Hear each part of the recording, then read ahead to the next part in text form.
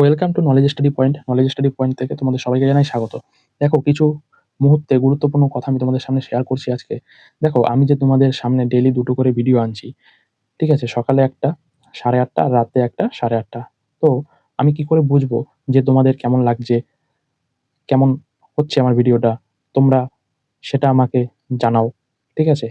Comment করে জানাতে পারো, লাইক করে জানাতে পারো। ও ভিডিওতে লাইক করে দাও। আমি কিন্তু ডেইলি তোমাদের সামনে প্রেজেন্ট থাকছি। আগামী দিনেও কিন্তু থাকবো। আরো নিত্য নতুন ম্যাজিক ট্রিক্স ভিডিও নিয়ে। ততক্ষণ আমার চ্যানেলটি তোমরা ভিডিওতে লাইক, কমেন্ট, শেয়ার করে দেবেন এবং সাবস্ক্রাইব করে দেবেন। এই ছিল আমার আজকে বার্তা। তো চলে আসি পড়াশোনার দিকে। ১ নম্বর প্রশ্ন, ভগিনী নিবেদিতা জন্ম কবে হয় ও কোথায়? ১৮৬৭ সালে আয়ারল্যান্ডে। ২ নম্বর প্রশ্ন, মানবদেহের সবচেয়ে বলবান পেশি কোনটি? উত্তর হবে চোয়ালের পেশি। ৩ নম্বর প্রশ্ন, বিশ্বভারতীয় কলা বিভাগে প্রথম অধ্যক্ষ কে ছিলেন? উত্তর হবে নন্দলাল বসু। ৪ নম্বর প্রশ্ন, ৪০০ বছর ধরে বৃষ্টি হয়নি এমন কোন জায়গা ও কোথায় আছে? চিলির মরুভূমি। ৫ নম্বর প্রশ্ন, ভগিনী নিবেদিতার জন্ম কবে হয় ও কোথায়? উত্তর হবে ১৮৬৭ সালে আয়ারল্যান্ডে। ৬ নম্বর প্রশ্ন, মানবদেহে সবচেয়ে বলবান বা শক্তিশালী পেশি কি? উত্তর হবে চোয়ালের পেশি। ৭ নম্বর প্রশ্ন, ভারতের প্রাচীনতম ও ব্যস্ততম সড়কপথ কোনটি?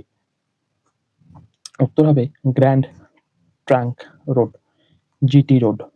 আমরা শর্টকাটে বলি জিটি রোড। ঠিক আছে? বোর্ড না হয়েছে কি হয়েছে, তো আমি খাতায় ক্লাস করিয়ে দিচ্ছি। অর্থাৎ বোঝাও যাচ্ছে সঠিকভাবে সঠিক লেখাগুলো।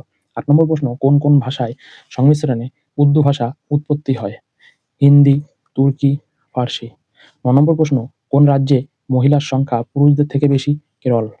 এবং শিক্ষিতের হারও বেশি। ১০ নম্বর প্রশ্ন, সুপ্রিম কোর্ট ও হাইকোর্টের বিচারপতিদের নিয়োগ কে করেন? রাষ্ট্রপতি, প্রেসিডেন্ট। ঠিক আছে, নেক্সট ১১ নম্বর প্রশ্ন। ১১ নম্বর প্রশ্ন, বিভিন্ন আঞ্চলিক ও জাতীয় দলকে প্রতীক প্রদান করে কোন সংস্থা? নির্বাচন commission, election commission of India. E for election, C for commission, O for of I, India. ECOI, election commission of India, নির্বাচন কমিশন। তো একটি বার্তা। Thanks for watching. Welcome to knowledge study point. ধন্যবাদ। ভিডিওটি কেমন লাগলো অবশ্যই কমেন্ট বক্সে জানাবেন এবং সাবস্ক্রাইব করবেন।